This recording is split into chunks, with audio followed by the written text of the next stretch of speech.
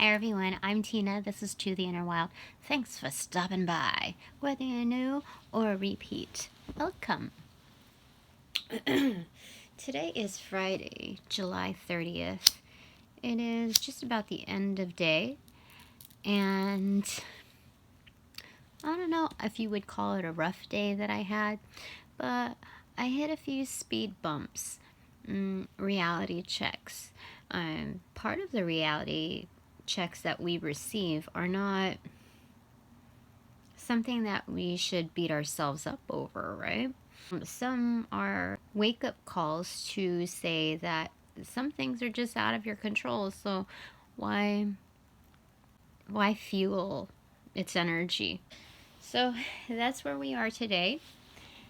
Honestly, I wanted to have a more relaxed Friday, but you know what? It's just barely starting to get there. So I'm thankful because I still have a few hours left in the day to enjoy it or magnify it. Took a little while. Oh, what I realized was that in addition to these oracle cards, I also have this. So obviously by the same author, but I didn't realize that they had a tarot system, like brother-sister category. I know that they have an animal one, animal archetypes, I think. So I don't have that one, but I didn't realize that these two were so closely titled together. I was just going to go with this, and anyway. Let's go ahead and start this off. Today, we're going to do something a little different. I'm going to use amethyst dice because, you know, part of the reason why I freaked out a little bit today, just had like a tiny breakdown at work, was because I was starting to feel like ineffective and impotent. And once you feel ineffective or unproductive, it's like, what's the point of me, you know, being here, investing in this? So if it's almost self-defeating, spinning my wheels. But, you know, there's a lighter way to look at things. And I think I really just leaned on that perspective because I ate my lunch at my desk. I didn't take a step out until later in the day. So we all need a break. We all need to give ourselves a break. Yeah. And, you know, when we lose ourselves in the process, it's almost like, it's a subconscious practice where you are incrementally devaluing yourself. And with that, when you don't see yourself as much value, then how are you going to see that much more value in what you're investing in, especially if it's outside of yourself? So anyway, just a perspective that I'm trying to like really bring into the forefront. So anyway, we're gonna go with a single dice, yeah, and we're going, oh, this is a chevron amethyst. Amethyst, of course, is very healing in its sobriety, and I also have a clear quartz one, but I felt like having to do with sobriety also means a clearing of non-essentials, especially the excess. Sobriety is clearing away the excess, right? It deals with addictions, yeah, and putting you in a mental, intuitive state into what's the best thing for all. Chevron amethyst, I think, has more magnified properties because the strips of white in there are, you know, the clear to milky quartz. And there's something more to its formulation, the way it's formulated, that carries additional properties.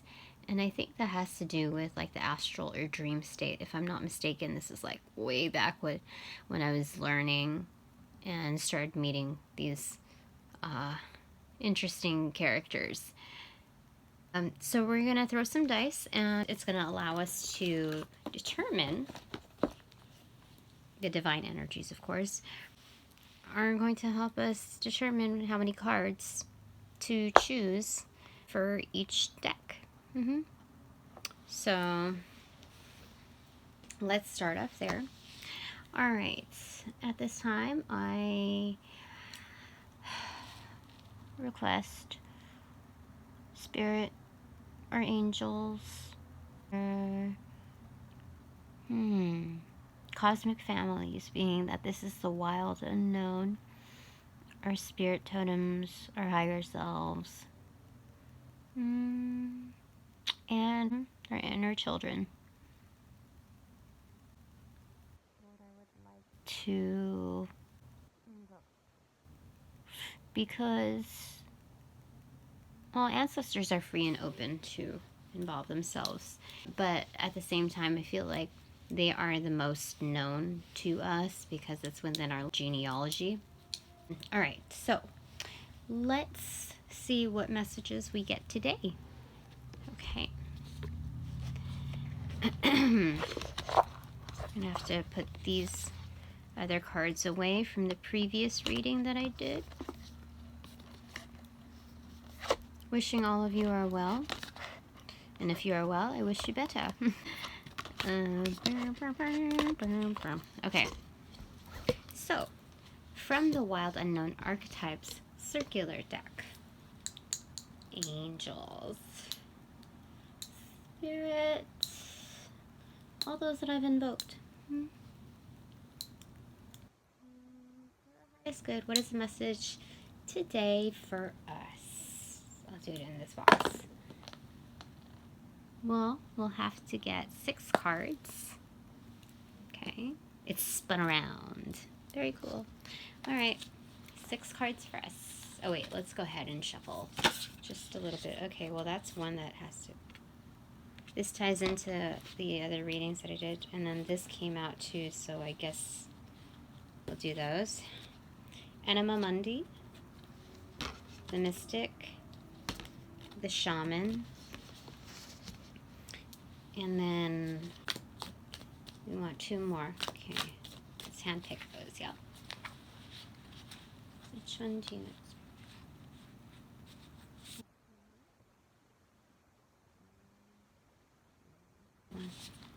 you... Ooh, wait, how interesting.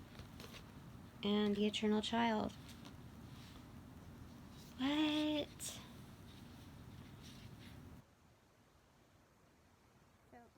Right away, this tells me, this links to my previous reading. Yeah, definitely. Okay, so we have the Eternal Child. I think that came out first or second. I'll have to double check when I'm editing. Okay, so obviously this is within, yeah, and this is who is growing up within you. Number 4 is the Emperor in the Major Arcana of Tarot, 9:30 on the clock. With that, it's asking us to take ownership, responsibility for our inner child, that piece within us that we so easily write off, that maybe gives us a break from the complexities of life. Just like what I was talking about with work. We need to step away for a second and honor ourselves. With that practice, to take it on a more personal, spiritual level, to not forget about, you know, to not take yourself so seriously. Yeah, your spirituality isn't like 100% being serious and stern. So that's the Sun card. I'm just realizing. I thought it was an eye, like a cat's eye, but that's the sun within. So this is your solar plexus. This is what's really trying to speak. The Eternal Child is also the one that's sitting on the horse in the Sun card. And you see how the hands are almost lifeless. It's trying to interact with one another, one side with the other. And those are the only ones that are dark and lifeless. Now, if you pair those hands with here, which aren't depicted, that says something in itself. Okay, so there's that. Okay, Venom makes a reappearance from our previous readings. with that, there's mystery surrounding the moon. Selene, selenite.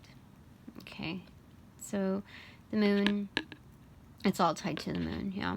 So the mysteries behind it, how it, and the perception is that venom is what are the messages on that? Because I feel like, okay, venom is meant to delay or stop some, how do you say?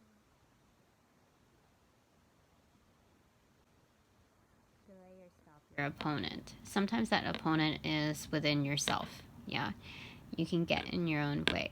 So when it comes to the mysteries of the moon and the cycle is constantly in learning, constantly in growth, that pattern is to enable you to take a step back and slow down a bit before you destroy yourself. I feel like this has something to do with addicts too. I really feel like there's some kind of addictive quality that's trying to come through in addressing it.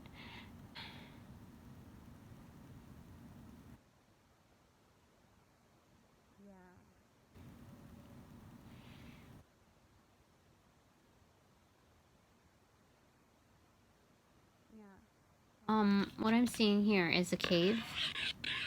If you look deeper, there's a darker hole here, so it's almost like the light at the end of the tunnel is the mystery that's beyond. And this is the entry point, not like facing your fears. That's what it is. Like, it kind of like wheelbarrowed off. Yeah, that's what you do to gain traction. Yeah, that's what it is. It looks intimidating at first, but once you realize it's a portal, it's an entry point, it's an opportunity.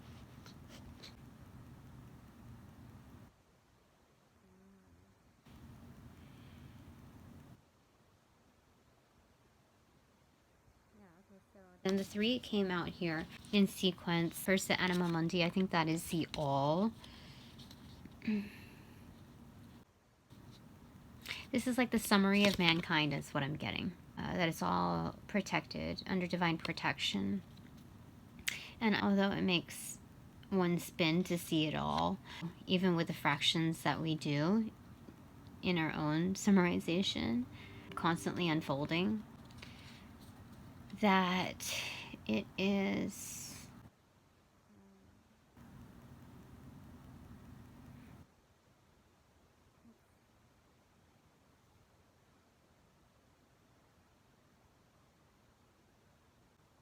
there's so much more to it than just like the entry point. So the mystic, the moth brings, is driven by its own power. I think I'm gonna have to open up a reading that I did a long time ago that I'm quite embarrassed about with the way I presented myself. And you know, we're all learning, we're all growing, you know, like a moth to a flame burned by the fire. Well, this is being driven energy in its most facilitative capacity. So instead of being drawn to another flame outside of self, it's being self-driven.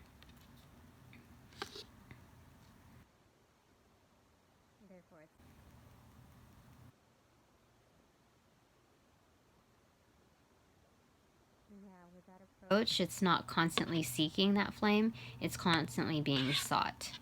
Yeah, the pearls on each side. This drives back to the self. And being in touch with the anima. Yeah, Anima Mundi. Because you see it's like lit also right here above. Meditating on all of this. Yeah, all of the elements that surround it and that are beyond it. So with that, it's carrying through the depiction of the messaging, divine messaging from the universe. You see the moth is, the flame is above the head. And is that the chakra. I think that's kind of what that's depicting. Yeah. And that spirit watches over you. Definite. As above, so below. And this is again the depiction of self, but in transformative form. You see like the blurriness here, the black, and also it depicted here, the outer. So yeah, this is definitely like an inversion. It's like we said about the pulsating. Yeah, you're gonna have to visit the other reading to really, if you want more context to that. But then the last that came out was a shaman. And what really struck me was the hand that comes out over here from above rather than below in that other read, because that one had the storm in it. And being so, the hand came from the bottom on the article, and now it's coming from above with the shaman. So there's definitely higher knowledge here. Accessible.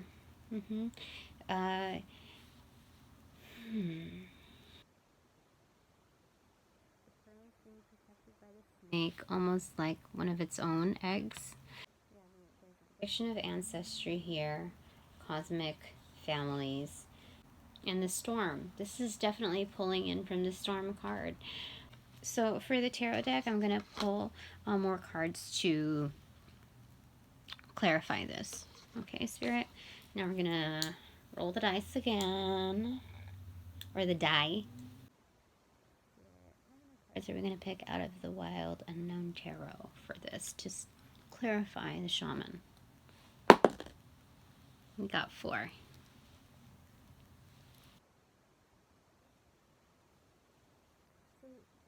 I see a projection, but before it goes high, it steeps low just a little bit, and then it has an upward projection point higher than when we first started. So to keep faith in that, that's the message that I'm receiving on that. And not everything may look in place or symmetrical as it should, as it's usually cut out to be, but not to fear that the little bit of messiness of life. That's what it is. Project upwards initially, it may feel like there's a misstep or a weakened baseboard, but trust that it is steady enough for you to follow that line like a beeline path. But exercise caution, right? Moving in haste with something that can barely carry you on its initial steps is something that we need to be conscious of. Yeah. So that is, I didn't expect to read that, but cool.